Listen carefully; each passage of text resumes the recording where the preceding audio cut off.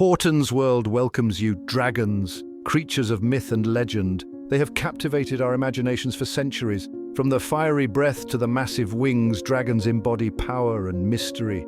But how did these fantastical creatures become so ingrained in our collective psyche? Where did the stories originate? Join us as we embark on a journey. We will explore the fascinating history of dragons. These majestic beasts have left their mark on cultures across the globe. They appear in ancient cave paintings. They feature prominently in mythology and folklore.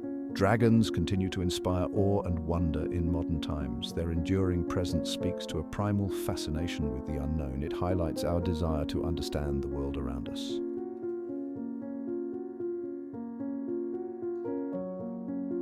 The dragon is not confined to a single culture or time period. Its story is a global one. It spans millennia. Dragons appear in the mythologies of ancient civilizations. They continue to capture our imaginations in modern literature, film, and video games. This widespread appeal is a testament to the dragon's enduring power. In the East, dragons are often revered as benevolent deities. They are associated with good fortune, wisdom, and the forces of nature.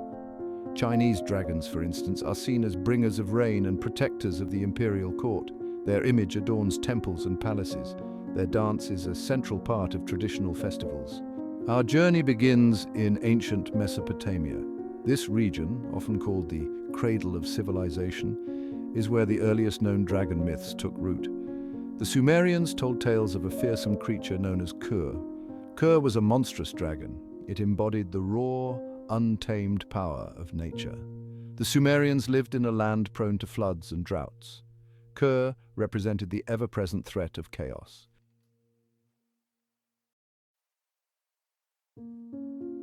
Kur was not simply a destructive force, it played a vital role in Sumerian cosmology. According to their myths, Kur was present at the creation of the world. It battled the gods. Its thrashing body churned the primordial waters. This struggle gave birth to the heavens and the earth. While often depicted as an enemy of the gods, Kur was also acknowledged as a fundamental force in the universe. Its presence was a reminder that chaos and order were inextricably linked. One could not exist without the other. The Sumerians believed that by understanding Kur, they could better understand the delicate balance of the cosmos.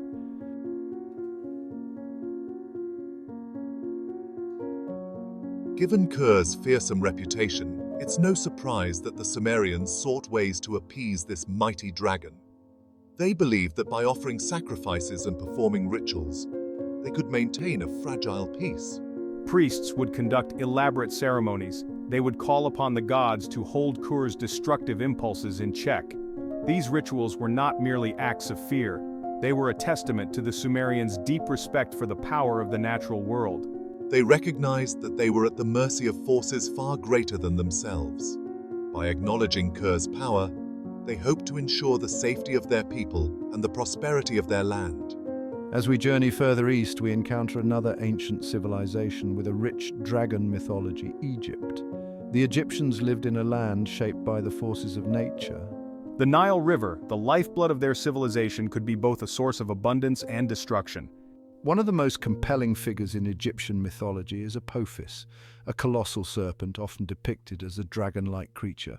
Apophis was the embodiment of chaos and darkness, a constant threat to the cosmic order.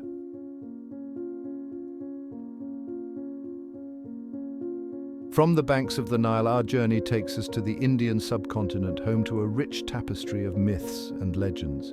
Here we encounter another dragon-like creature that embodies the raw power of nature, Vritra. Unlike the benevolent dragons of East Asian mythology, Vritra is a fearsome serpent, often depicted as a dragon, who holds the life-giving waters hostage. Vritra, in Hindu mythology, is not merely a monstrous serpent, it is the personification of drought.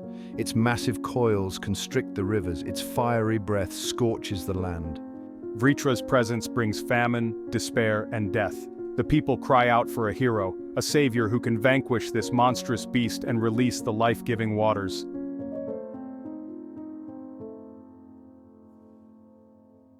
Dragons in ancient mythology often embodied fearsome and unpredictable aspects of the natural world. They represented chaos and destruction. In East Asian cultures, particularly in China, dragons transform into objects of reverence and awe.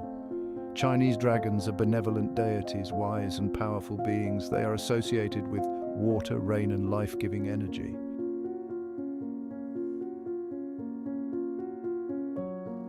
In the heart of East Asia, a unique dragon emerges. This is not a creature of fire and fury, but a being of wisdom and grace. The Chinese dragon, or long, stands apart from its Western counterparts. It embodies positive forces, representing good fortune, prosperity, and the harmony of nature.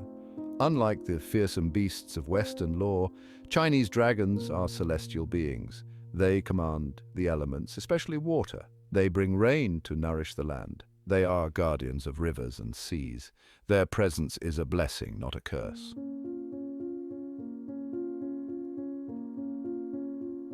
In Chinese culture, the dragon became inextricably linked with the emperor. The emperor, considered the son of heaven, was believed to possess the dragon's mandate to rule. The dragon's image adorned the emperor's robes, throne, and palaces, symbolizing his supreme power and divine right to govern. The association of dragons with imperial authority is evident in the Forbidden City, the Imperial Palace complex in Beijing. Dragons are everywhere. They adorn the rooftops, guard the gateways, and wind their way across intricate carvings. These dragons, with their fierce expressions and commanding presence, served as a visual reminder of the emperor's absolute power.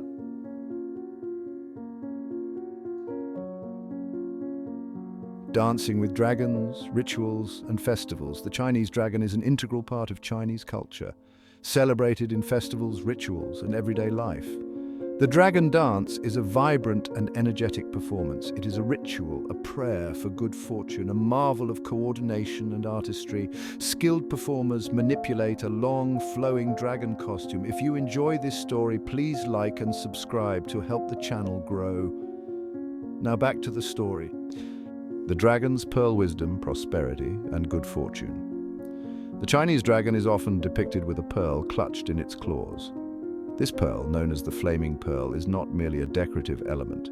It represents the dragon's wisdom, power, and the essence of its celestial nature. The pearl is a symbol of enlightenment, the ultimate goal in many Eastern philosophies. The dragon's pearl is also associated with prosperity and good fortune. In Chinese art and literature, dragons are often depicted guarding treasures or bestowing riches upon those who are worthy. The dragon's pearl, in this context, represents the rewards of hard work, perseverance, and living a virtuous life.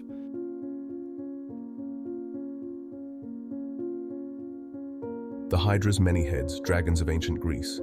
Our journey now takes us to ancient Greece. Amidst olive groves and marble temples, a different dragon emerges. Greek dragons embody chaos, danger, and untamed nature. The Hydra, a monstrous water serpent, terrorized Lerna. Its most terrifying attribute? Regrowing 2 heads for every one severed.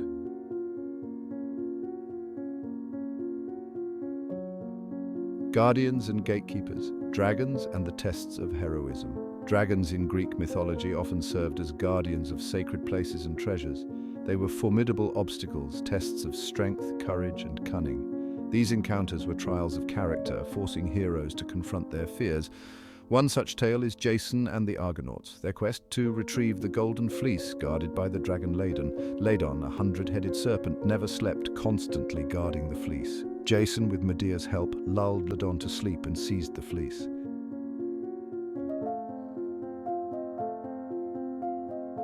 The dragon's shadow over medieval Europe. As the Roman Empire rose to prominence and Christianity spread throughout Europe, the dragon underwent a significant transformation. While retaining its fearsome reputation, the dragon in medieval Europe became increasingly associated with evil, often representing the devil himself or the forces of chaos and darkness that threatened the established order. Medieval dragons were often depicted as winged, fire-breathing creatures, their scales harder than any armor, their claws sharper than any sword. They terrorized villages, devoured livestock, and hoarded vast treasures in their lairs, often located in dark forests, desolate mountains, or deep underground caverns.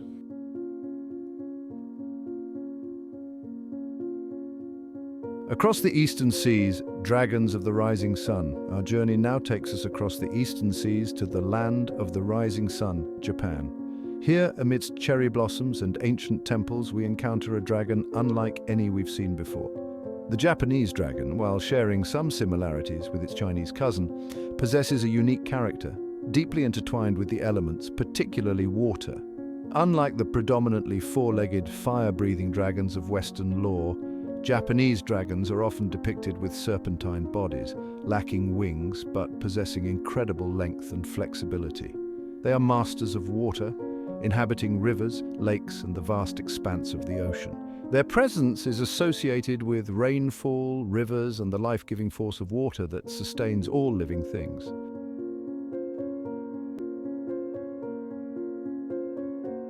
The water dragons dance from rainfall to rivers. The Japanese dragon's association with water is deeply ingrained in Japanese culture. Dragons are believed to control rainfall, essential for rice cultivation, and the lifeblood of the agricultural cycle. They are also seen as protectors of rivers, lakes, and the sea, their presence ensuring the health and abundance of these vital water sources. One of the most striking examples of the dragon's connection to water is the dragon dance, a popular tradition during festivals and celebrations. Unlike the fiery, energetic dragon dances of China, Japanese dragon dances often involve water, either through the use of water-soaked costumes or by performing the dance near bodies of water.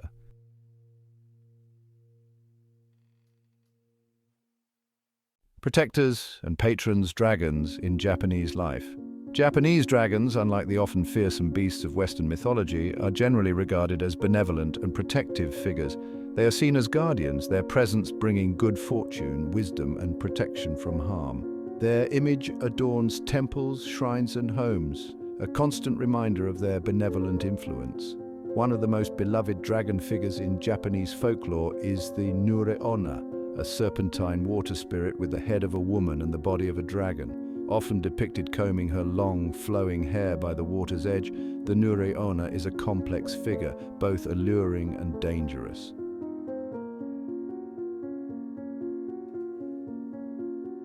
The enduring legacy dragons in the modern world. Dragons, far from being ancient legends, continue to captivate our imaginations and inspire us in countless ways. From Western lore to Eastern guardians, dragons have left an indelible mark on human culture.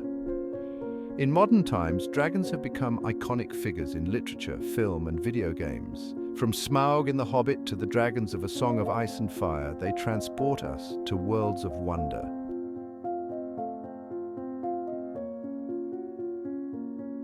From page to screen dragons in modern media. The dragon's fire hasn't dwindled in the modern age.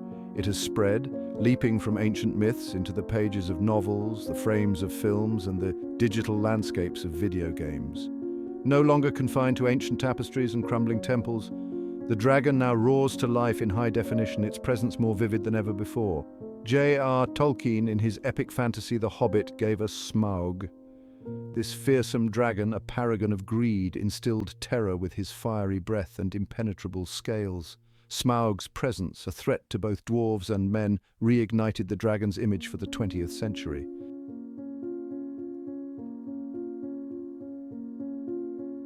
Beyond myth and monster, the dragon's evolving symbolism. The modern dragon, however, is more than just a fire-breathing spectacle. It has evolved beyond the one-dimensional monster of old, its image now encompassing a wider range of symbolism and meaning. No longer simply a creature to be feared or vanquished, the dragon has become a complex, multifaceted entity. In some narratives, the dragon retains its traditional role as a fearsome adversary. It embodies chaos, destruction, and the untamed forces of nature. Its defeat, often through the courage and ingenuity of a hero, reinforces the triumph of good over evil, order over chaos.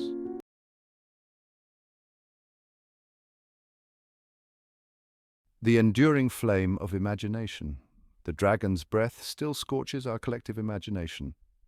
From the caves of our ancestors to the digital landscapes of today, the dragon has never truly left us. Its story, woven into the tapestry of human history, speaks to something primal. It reflects our enduring fascination with the unknown, the powerful, and the majestic. Why do dragons persist?